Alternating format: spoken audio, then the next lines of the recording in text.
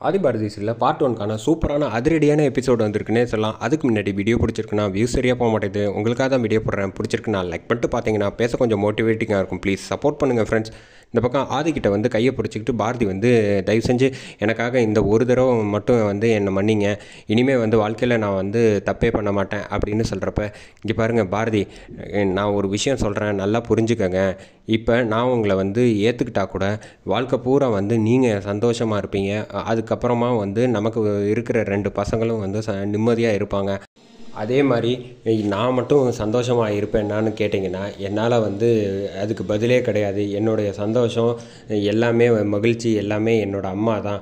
என் அம்மா வந்து என்னை விட்டு போனதுக்கப்புறமா நான் என்னால் பழையபடிக்கெல்லாம் இருக்க முடியாது அப்படிங்கிற மாதிரி சொன்னோன்னே, எனக்கு புரியுது உங்களோட கஷ்டம். நான் என்ன வேணும்ட்டா செஞ்சேன், எனக்கு இப்படிலாம் நடக்கும்னு தெரியாது.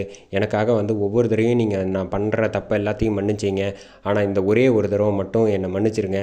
இனிமேல் இந்த தடவை நான் புதுசாக பிறந்திருக்க மாதிரி நான் நினைக்கிறேன். இந்த வாழ்க்கை பூரா வந்து உங்களுக்காக தான் வாழணும்னு நினைக்கிறேன். மறுபடியும் என்னை வந்து இன்னொரு முடிவு எடுக்க வச்சிடாதீங்க அப்படின்னு சொன்னோன்னா, பாரதி எதுவுமே பதில் சொல்லாமல் கையை விட்டுட்டு அப்படியே வந்து ஆதி வந்து கோச்சிட்டு வெளியில் போயிடுறாங்க. என்னடா இது, இவ்வளோ தூரம் ஆதிக்கிட்ட வந்து பேசியும் வந்து அவர் நம்ம மேலே கோவமாக இருக்காங்களே அப்படிங்கிற மாதிரி வந்து வருத்தத்தோடு வந்து யோசிச்சுட்டு இருக்காங்க. அதுக்கு அடுத்த நாள் பார்த்திங்கன்னா பாரதிய காலையில் வந்து எந்திரிச்சு நிற்கிறாங்க. அவங்க உடனே வந்து அவங்கள வந்து அப்படியே தலையை சாய்ச்சி தலானி வச்சுட்டு சாப்பாடு வந்து ஆதி வந்து ஊட்டி விட்றாங்க. அதுக்கப்புறமா வந்து பாரதிக்கு வந்து லைட்டாக வந்து புறையேறினோடனே தண்ணி எடுத்து கொடுத்துட்டு வந்து பொறுமையாக பத்திரமா அன்பாக வந்து கவனிச்சுக்கிறாங்க. இந்த ஆதியை தான் நான் வந்து தேடிக்கிட்டு இருக்கேன். ஆனால் இதில் வந்து ஏதோ வந்து ஐயோ பாவம்னு வந்து யாரோ ஒருத்தருக்கு உதவி செய்கிற மாதிரி தான் நினைக்கிறாரு தவிர மற்றபடி வேறு எதுவும் வந்து அன்பால் எதுவுமே செய்ய மாட்டேங்கிறாரே அப்படின்னு சொல்லிட்டு தன்னை மனைவியாக ஏற்றுக்கலையே அப்படின்னு சொல்லிட்டு பாரதி ஒரு செகண்ட் வந்து கவலைப்பட்டுட்டு இருக்காங்க. அந்த சமயத்தில் தான் இங்கே கரெக்டாக லக்ஷ்மி பாட்டி வந்து சாப்பாடுலாம் வந்து எடுத்துகிட்டு வரப்போ ஆதி முன்னாடியே சாப்பாடு கொடுத்துட்டான் அப்படின்னு சொல்கிறாங்க. சரின்னு சொல்லிட்டு பாரதியை வீட்டுக்கு அழைச்சிட்டு வர்றதுக்காக காரில் ஏற்றி அழைச்சிட்டு வந்துட்டு இருக்காங்க. அந்த சமயத்தில் இங்கே ஆண்டாள் வந்து செம கோவத்தில் இருக்காங்க. என்ன நினச்சிக்கிட்டு இருக்க அழகர், அப்புறம் உன் ஃப்ரெண்டு வந்து ரொம்ப சந்தோஷமாக இருப்பான் போல், ஏன்னா வந்து என் தங்கச்சியோட கல்யாணத்தை கூட என் அப்பாவை வந்து பார்க்க விடாத அளவுக்கு பண்ணிட்டான்ல அப்படின்னு என்ன நினச்சிக்கிட்டு இருக்க. நானும் பொறுத்திருந்து பார்க்குறேன். ஆதியை வந்து குறை சொல்கிறதுக்கெலாம் வந்து உனக்கு உரிமையே கிடையாது. உனக்கு எத்தனை தடவை சொன்னாலும் புரியாது. ஆமாம், நீ என்ன சொல்லுவ, மிஞ்சி போனால் எல்லாத்துக்கும் காரணம் என்னோட அப்பா தான் அப்படின்னு சொல்லுவேன். உனக்கு ஒரு விஷயம் புரியவே மாட்டேங்குது. உன்னையெல்லாம் பார்த்தா எனக்கு ரொம்ப பாவமாக இருக்குது. தயவு செஞ்சு சொல்கிறேன், ஒரு மனுஷன் வந்து சின்ன பிள்ளையில வந்து அப்பா சொல்கிறத கேட்டு வந்து ஏமாறலாம். ஆனால் இவ்வளோ பெருசாகியும் வந்து இன்னமும் நீ வந்து அவர் சொல்கிறது தான் சரி, மற்றவங்க எல்லாரும் தப்பு அப்படின்னு சொன்னால் இது எந்த விதத்தில் நியாயம்? எதுவாக இருந்தாலும் உனக்கு வந்து சொல்கிறேன், ஒன்று புரிஞ்சுக்க, பாரதிக்காக வந்து எப்போவுமே துணையாக நான் இருப்பேன் அப்படின்னு சொன்னோன்னே, சரி சரி இருந்துக்க அப்படிங்கிற மாதிரி வந்து சொல்கிறாங்க. ஆனால் ஆண்டாளில் பார்த்து வந்து திட்டுறாங்க. இங்கே பாரு, உண்மை வந்து ஒரு நாள் வந்து எல்லா விஷயத்தையும் வந்து வெளியில் வரும். அப்படி வெளியில் வர்றப்ப நீ வந்து என்ன முடிவு எடுத்து உன் அப்பாவை கேள்வி கேட்பேங்கிறத பார்க்குறதுக்கு வந்து நான் ரொம்ப ஆவலாக இருக்கேன் அப்படின்னு சொன்னோன்னே, அதெல்லாம் வாய்ப்பே கிடையாது. எப்போவுமே என் அப்பா வந்து சின்ன சின்ன விஷயத்துக்கு தான் வந்து செய்வாங்க தவிர மற்றபடி நீ நினைக்கிற மாதிரிலாம் அவர் ஒன்றும் மோசமானவர் கிடையாது. எனக்கு தெரியும். நீயும் ஆதியும் வந்து எப்போ பார்த்தாலும் வந்து ஏதாவது ஒரு பிரச்சனை வந்து பண்ணுற தப்பெல்லாம் நீங்கள் பண்ணுவீங்க. உனக்கு ஒன்று நான் அவன் விட்டு கொடுக்க மாட்டார், அவருக்கு ஒன்று நான் நீ விட்டு கொடுக்க மாட்டேன்.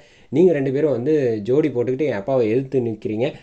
அதை நான் வந்து நியாயத்தை கேட்டால் நீங்கள் ஏன் மேலே கோவப்படுறீங்க அப்படின்னு சொன்னேன். உங்ககிட்ட பேசி பிரயோஜனம் கிடையாதுன்னு பாரதி அழைச்சிட்டு வந்திருக்கான். நான் ஆதியை அவனை பார்க்க போகிறேன் அப்படின்னு சொல்கிறப்ப, அப்படியா அப்படின்னு சொல்லிட்டு நான் போய் முதல்ல கேட்குறேன் அப்படின்னு சொல்லிட்டு இந்த பக்கம் ஆண்டாளில் வந்து கரெக்டாக வந்துடுறாங்க. வந்தோன்னே ஆதிக்கிட்ட வந்து வேணுன்ட்டே வம்புழுக்கிற மாதிரி, பாரதி எப்படி இருக்க, நல்லா இருக்கியா அப்படிங்கிற மாதிரி கேட்டோன்னே, சில விஷயம்லாம் உனக்கு சொன்னால் புரியாது, அப்புறமா நான் சொல்கிறேன். ஏன் இவ்வளோ அவசரப்பட்டு எல்லாத்துக்கும் எடுத்தோம் கவுத்தோன்னு முடிவு பண்ணுற? நம்ம தான் நம்மளை பார்த்துக்கணும் அப்படிங்கிற மாதிரி வந்து நம்ம ரொம்ப நம்பிட்டு இருப்போம்ல. அவங்கெல்லாம் இஷ்டத்துக்கு வந்து கோவம் வந்தால் எடுத்தவங்க கவுத்தோன்னு முடிவு பண்ணிக்கிட்டு இருப்பாங்க. அவங்களெல்லாம் நம்பக்கூடாது, எதுக்கும் நீ வந்து ஜாக்கிரதையாயிரு அப்படிங்கிற மாதிரி வந்து ஆதியை நினச்சே வந்து சொன்னோன்னே இந்த பக்கம் கோச்சிட்டு வந்து போயிடுறாங்க ஆண்டாள்.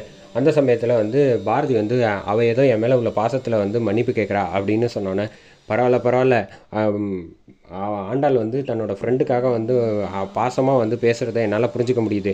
என்ன ஒன்றுனா, வெறும் வந்து தோழியே வந்து இவ்வளோ தூரம் பாசத்தோடு வந்து பேசுகிறானா, அம்மாவுக்காக நான் எவ்வளோ பேசணும் அப்படின்னு ஆதி மறுபடியும் முதலேருந்து சொன்னோன்னே, இந்த பக்கம் பாரதி வந்து தப்பு தான் ஆதி, ஆனால் எனக்கு இந்த தப்பை எப்படி சரி செய்கிறேன்னு தான் தெரியலை அப்படிங்கிற மாதிரி வந்து மறுபடியும் சொன்னோன்னே, சரி வாங்க போகலாம் அப்படின்னு சொல்லிட்டு வீட்டுக்குள்ளே வந்து அழைச்சிட்டு போயிடுறாங்க. அந்த சமயத்தில் இங்கே வந்து பவித்ரா வந்து அவங்க ஹஸ்பண்டை அழைச்சிட்டு வீட்டுக்கு வந்துடுறாங்க. வீட்டுக்கு வந்தோடனே அழகர் வந்து சொல்லிகிட்டு இருக்காங்க, இந்த மாதிரி இந்த வீட்டில் எல்லோரும் வந்து ஒவ்வொருத்தரும் ஒவ்வொரு மாதிரி எல்லோரும் நல்லா இருப்பாங்க. ஆனால் ஒரே ஒரு விஷயம் மட்டும் தெரிஞ்சுக்கோங்க, என் பொண்டாட்டியும் சரி அந்த தர்மலிங்கமும் சரி 2 பேருமே வந்து கொஞ்சம் பார்த்து உஷாராக தான் அவங்கக்கிட்ட பேசணும். ஏன்னா எது நல்லதோ அதை வந்து அப்படியே மாற்றி தான் இப்போ பேசுகிறது தான் அவங்க 2 பேரோட வழக்கம் அப்படிங்கிற மாதிரி வந்து சொன்னோன்னா பரவாயில்ல இருக்கட்டும் அப்படின்னு சொல்கிறாங்க. அந்த சமயத்தில் தான் இந்த பக்கம் ஆண்டாள் வந்து தனியாக ரூமில் உட்காந்துட்டு இருக்காங்க. அப்போ பார்த்து தர்மலிங்கம் மறுபடியும் நாடகத்தை வந்து ஆரம்பிச்சிட்டாங்க. தன்னோட பொண்ணுக்கிட்ட வந்து அன்பாக பேசி, இங்கே பார்த்தியா நான் பவித்ராக்காக எவ்வளோ தூரம் நகை பணம் எல்லாம் வந்து சேர்த்து வச்சுருக்கேன் ஆசையாக. அவளும் என்னோட பொண்ணு மாதிரி தான். ஆனால் என்ன பண்ணுறது,